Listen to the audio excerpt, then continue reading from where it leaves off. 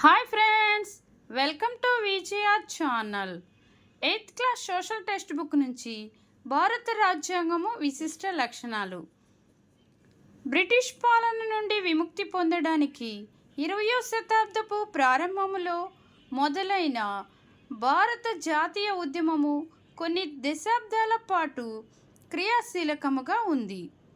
స్వతంత్ర ఉద్యమ సమయంలో స్వతంత్ర భారతదేశము ఎలా ఉండాలో ఊహిస్తూ ప్రణాళికలు వేస్తూ జాతీయవాదులు ఎంతో సమయం వెచ్చించారు. బ్రిటిష్ వారి పాలనలో వారి నిబంధనలను ఆమోదించాలని వారు బలవంతం చేశారు. ఆ నిబంధనలను రూపొందించడంలో వీరి పాత్ర ఏమీ లేదు. నియంతృత్వ వలస పాలన యొక్క సుదీర్ఘ అనుభవం కారణముగా స్వతంత్ర భారతదేశము ఒక ప్రజాస్వామ్య దేశముగా ఉండాలని, ప్రతి ఒక్కరూ సమానముగా చూడబడాలని, ప్రతి వారికి ప్రభుత్వంలో భాగస్వాములయ్యే అవకాశం ఉండాలని వారు భావించారు. భారతదేశంలో ప్రజాస్వామ్య ప్రభుత్వాన్ని ఏర్పాటు చేయగల మార్గాలను, అది పనిచేసే నియమ నిబంధనలను నిర్ధారించడము అనే పని మాత్రం మిగిలిపోయింది. ఇది ఒక వ్యక్తి వల్ల జరగలేదు. 1946లో రాజ్యాంగ పరిషత్ సభ్యులైన 300 మంది వల్ల జరిగింది. భారత రాజ్యాంగాన్ని రాయడానికి వారు అప్పుడప్పుడు కలిసేవారు. రాజ్యాంగ సభ సభ్యుల ముందు చాలా పెద్ద బాధ్యత ఉంది.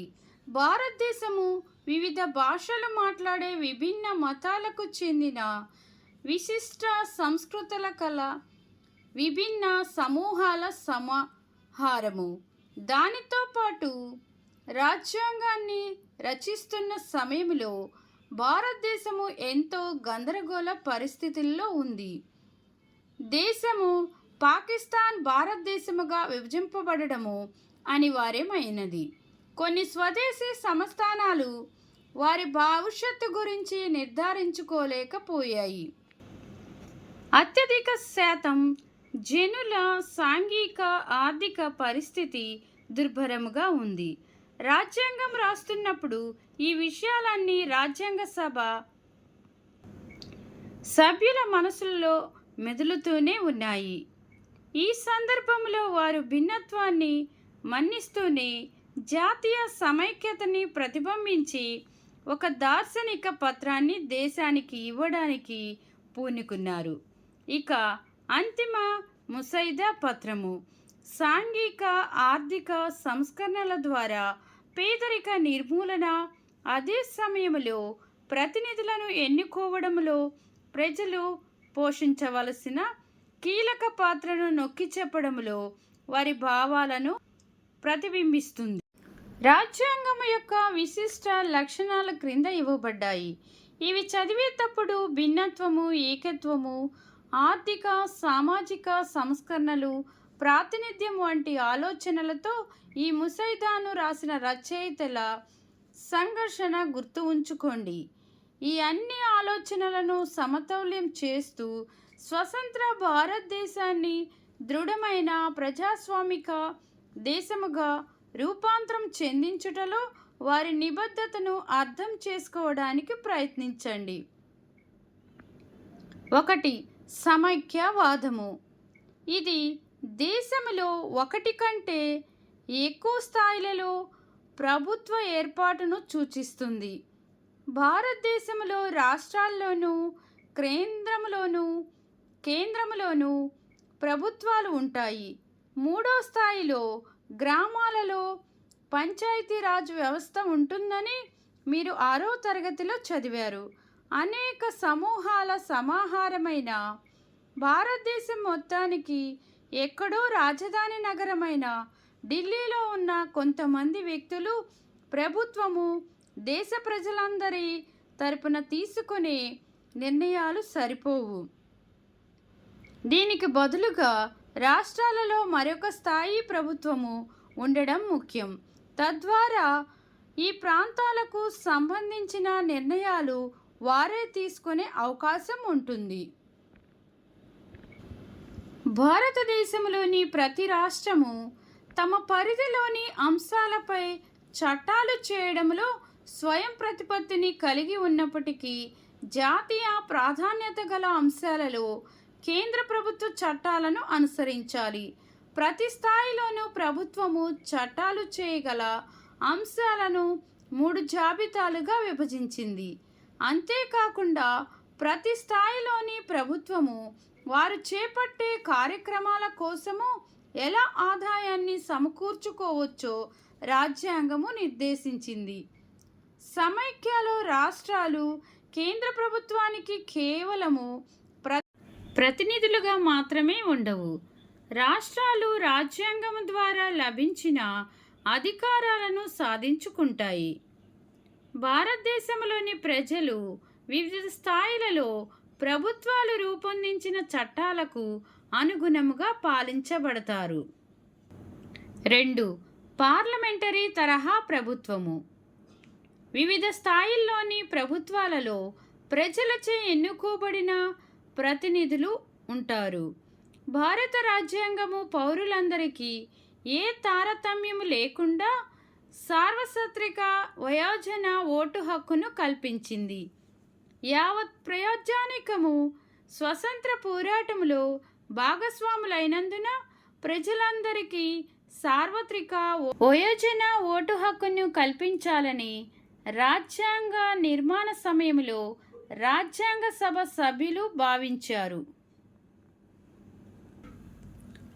ఈ వయోజన ఓటు హక్కు ప్రజాస్వామ్య దృక్పథాన్ని పెంపొందిస్తుందని, వారి సాంప్రదాయ కుల వర్గ లింగ బంధనాలను ఛేదిస్తుందని భావించారు. భారత ప్రజలు తమ ప్రతినిధులను ఎన్నుకోవడంలో ప్రత్యక్ష పాత్రను పోషిస్తారు అని దీని అర్థము. అంతేకాక తమ సామాజిక నైపుణ్యముతో సంబంధం లేకుండా దేశంలోని ప్రతి పౌరుడు ఎన్నికలలో పోటీ చేయవచ్చు. ఈ ప్రజాప్రతినిధులు ప్రజలకు జవాబుదారీగా ఉంటారు.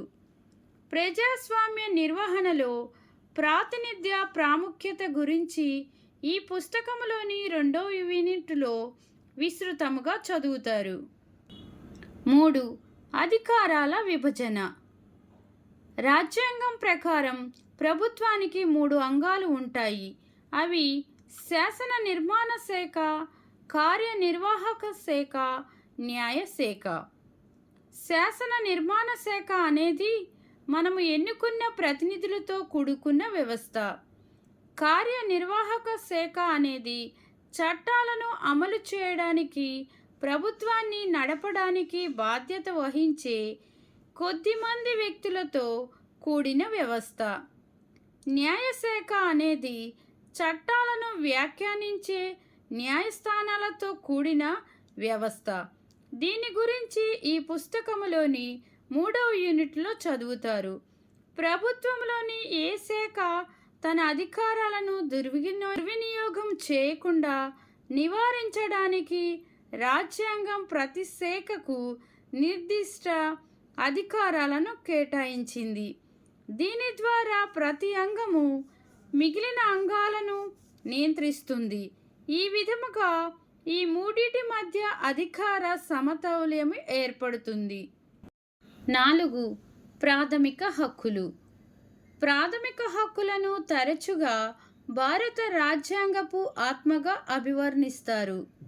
వలస పాలన జాతీయవాదులు మనసులో రాజ్యాంగం పట్ల ఒక అపనమ్మకాన్ని సృష్టించింది. కనుక స్వతంత్ర భారతదేశంలో రాజ్యాధికారము దుర్వినియోగము కాకుండా ఉండడానికి రాతపూర్వక హక్కులు ఉండాలని భావించారు. అందువలన ప్రాథమిక హక్కులు రాజ్యాంగం యొక్క సంపూర్ణమైన తిరుగులేని అధికారము నుండి పౌరులను రక్షిస్తాయి. ఈ విధముగా రాజ్యాంగము రాజ్యము నుండి ఇతర వ్యక్తుల నుండి వ్యక్తుల వ్యక్తిగత హక్కులకు హామీ ఇస్తుంది. పైగా ఇతర అల్పసంఖ్యాక వర్గాలు తమ సమూహాలను రక్షించుకోవడానికి ప్రాథమిక హక్కులను రాజ్యాంగంలో చేర్చవలసిన అవసరం ఉందని భావించాయి. అంటే రాజ్యాంగము మెజార్టీ నుండి అల్పసంఖ్యాక వర్గాల హక్కులకు కూడా హామీ ఇస్తుంది. డాక్టర్ అంబేద్కర్ చెప్పినట్లు ఈ ప్రాథమిక హక్కులు, వాటి లక్ష్యము అనేవి రెండు రకాలు.